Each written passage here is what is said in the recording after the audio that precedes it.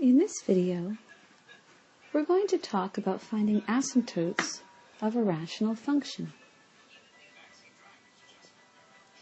Suppose we're given the function r of x equals x cubed minus 64 divided by x squared minus 10x plus 24. The first thing that we need to do is to factor the numerator and denominator of our rational function as much as possible. I see that the numerator of my rational function is a difference of two perfect cubes. So, I can use the difference of cubes formula, a minus b times a squared plus ab plus b squared to factor the expression x cubed minus 4,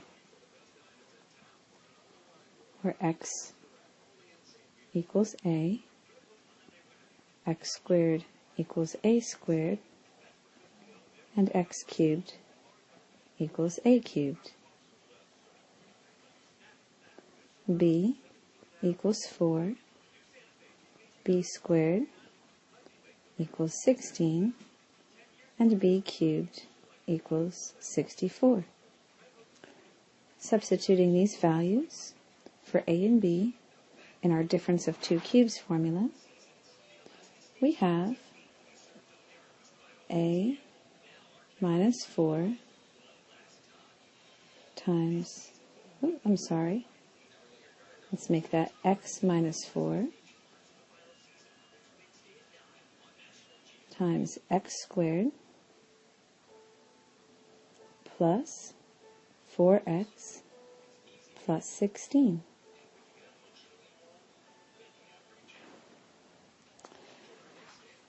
Now let's look at the denominator of our rational function.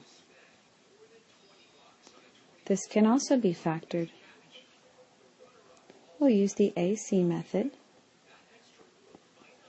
where a is our lead coefficient 1, b is negative 10, and c is our constant 24. So we look for factors of a times c, or 1 times 24, that add up to give us b, or negative 10.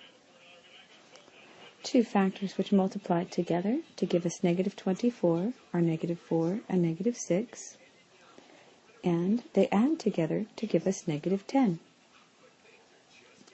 Now, because our lead coefficient is 1, we can actually factor this fairly quickly as x minus 4 times x minus 6. If our lead coefficient was not 1, you might find that you chose to factor by grouping, as the shortcut method doesn't work. Or you could use, another type of trial and error method. But at any rate, when you have a lead coefficient of 1, you can go directly from this step here to our final form, x minus 4 times x minus 6. Now that we have factored our numerator and denominator for a rational expression, let's look to see where we can simplify. I see here that I have common factors, x minus 4. I can cancel those common factors out. And I just need to keep in mind that x is not equal to 4. This is one of our domain restrictions. Now, although x minus 4 is a domain restriction in our rational function, it's not considered one of the real zeros. However, we can set x minus 6 equal to 0, solve for x, and this does give us one of our real zeros for our rational function. this becomes our vertical asymptote for the graph R of x. So in other words, given our graph on an xy coordinate system, we have an invisible boundary at x equals -6 that our graph can't cross. Now, to determine whether we have a horizontal or oblique asymptote in this rational function, let's take a look at the highest degree of each polynomial. In our numerator, the highest degree of our polynomial is degree 3. In our denominator, the highest degree of our polynomial is degree 2. Because the degree of the numerator is greater than the degree of the denominator, we have what's called an oblique asymptote. To find the oblique asymptote, we can use polynomial long division.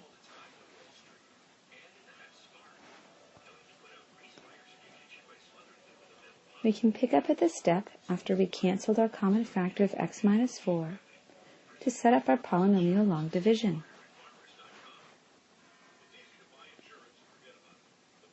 We'll take x squared plus 4x plus 16 and write that as our dividend, and we'll take our factor x minus 6 and write it as the divisor. Now, to do polynomial long division,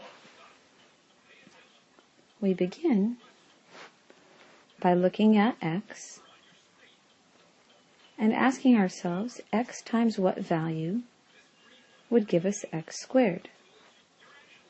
And so the answer to that question is x. So we know that x times x equals x squared. We write that below x squared in our dividend. Then we distribute x through -6. So we have -6x. Our next step is to flip our signs so that our first terms cancel. And now we take the sum of 4x plus 6x, which is 10x.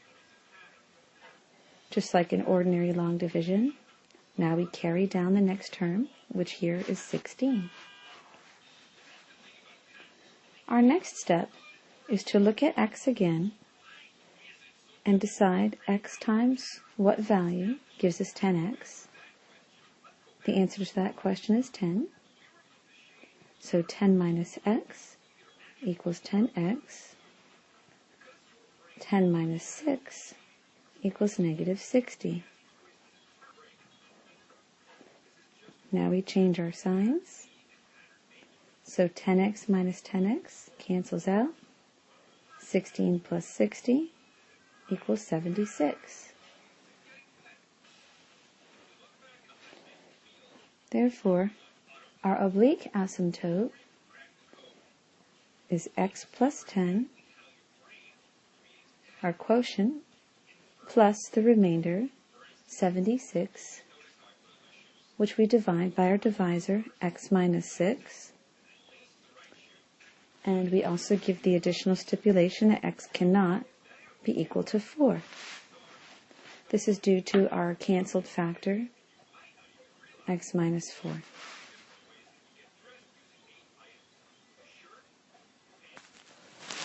Now, in order for a function to have a horizontal asymptote, the degree of the denominator and the degree of the numerator must either be equivalent or the degree of the denominator must be greater than the degree of the numerator. Because neither of these situations are the case in our example, we have no horizontal asymptotes. So, for the rational function r of x equals x cubed minus 4 divided by x squared minus 10x plus 24, we have found our vertical and our oblique asymptotes. This concludes our example. I hope you found it helpful, and we'll see you next time.